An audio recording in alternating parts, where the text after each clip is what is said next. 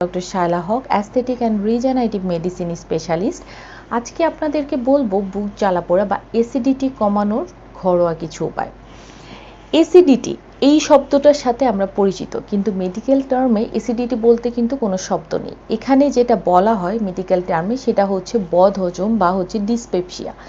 এই বদহজম বা ডিসপেপসিয়ার মেইন হচ্ছে আমাদের যে হজমের যে হাইড্রোক্লোরিক অ্যাসিডটা থাকে পাকস্থলীতে, এইটা যখন ঠিকভাবে কাজ করে না তখন দেখা যায় যে এই অতিরিক্ত সিক্রেশনগুলো আমাদের উপরের দিকে উঠে এসেই বুক জ্বালাপোড়া বা বদহজম হয়।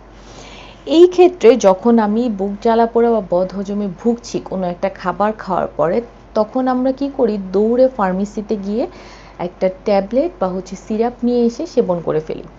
মনে করি সাময়িক উপশম হচ্ছে ঠিকই, কিন্তু এটার কিন্তু স্থায়ী সমাধানটা হচ্ছে না। পক্ষান্তরে দীর্ঘদিন যাবৎ ইরেগুলারলি এই ধরনের ওষুধ খাওয়ার পরে আমাদের দেখা যায় যে এই ওষুধের সাইড ইফেক্টগুলো কিন্তু একসময় শুরু হয়।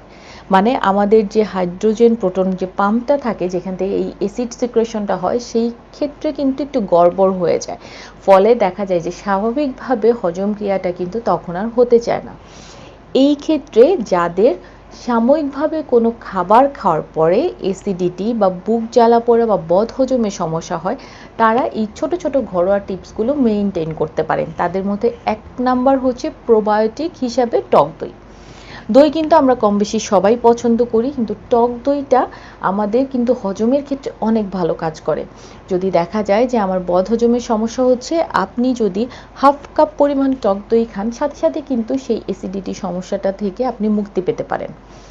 এরপর যারা টক দই অ্যাভয়েড করতে চাচ্ছেন তারা চাইলে আদা খেতে পারেন।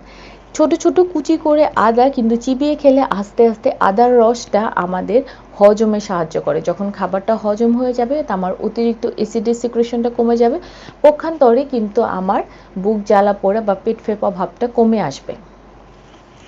এর পাশাপাশি আপনি চেষ্টা করতে পারেন যে একটু ঠান্ডা পানি খেতে পারেন। ঠান্ডা পানি আমাদের এই অতিরিক্ত অ্যাসিড সিক্রেশনটা কমিয়ে নিয়ে আসে।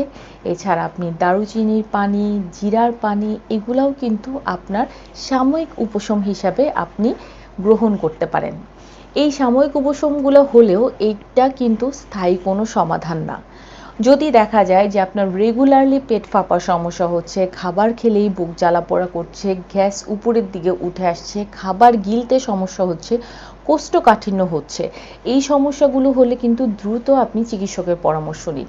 একটা নির্দিষ্ট টাইম অনুসারে আপনি ওষুধ মেনটেন করুন, সাথে সাথে আপনার খাবারের চার্টগুলো মেনটেন করুন।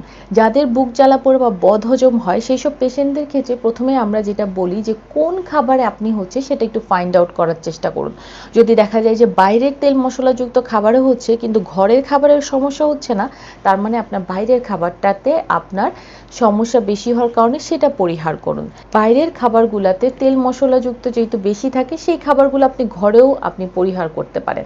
আবার দেখা যায় অনেকের একটু আইবিএস এর সমস্যা যাদের থাকে তাদের দেখা যায় যে আপনার আঁশযুক্ত খাবার, দুধ জাতীয় খাবার, এইসব খাবার খেলে পেট ফাঁপা, বুক জ্বালা পোড়া করতে পারে। অনেক সময় দেখা যায় যে অস্বস্তি বোধ হয়, আমার একটু টয়লেটের সমস্যাগুলো হয়। তারা চেষ্টা করুন আঁশযুক্ত খাবারগুলো বর্জন করার জন্য। এবং অনেকে যদি ল্যাকটোজেন অর্থাৎ দুধ জাতীয় খাবারে যদি আপনার সমস্যা হয়, সেক্ষেত্রে দুধটা অ্যাভয়েড করুন, অথবা ফ্যাট ফ্রি জাতীয় দুধ আপনি গ্রহণ করতে পারেন।